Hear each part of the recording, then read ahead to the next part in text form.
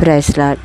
దేవుని బిడ్డలారా, కీర్తన గ్రంథం 23వ అధ్యాయంలో యెహోవా నా కాపరి, నాకు లేమి కలగదు. పచ్చిక గల చోట్ల ఆయన నన్ను పరుండజేయుచున్నాడు. అంటే ఆయన మనకు కాపరిగా ఉంటే మనకు కావలసిన ప్రతి ఒక్క అవసరత ఆయన నామంలో మనకి తీరుస్తూ ఉంటారు. శాంతికరమైన జలముల యొద్దకు, శాంతి సమాధానం లేని మన జీవితాలు ఆయన శాంతి సమాధానాలు ఇవ్వటానికే మనకు జీవితాల్లోకి వచ్చారు. గాఢంధకారపు లోయల్లో నేను సంచరించినను, ఏ అపాయమునకును భయపడను. గాఢంధకారపు శ్రమలు అంటే మన కంటికి కనపడదు అనమాట. అంత చీకటి, మన జీవితాల్లో ఇంకా ఏమీ లేదు అని అనుకున్నప్పుడు దేవుడు వెలుగుగా ఉండి మనకు తోడుగా ఉండి నడిపిస్తాడు. నీవు నాకు తోడయుందువు, నీ దుడ్డు కర్రయు నీ దండమును నన్ను ఆదరించును. మనల్ని దేవుడే ఆదరిస్తారు, మనుషులు ఎవరు కూడా ఆదరించరు.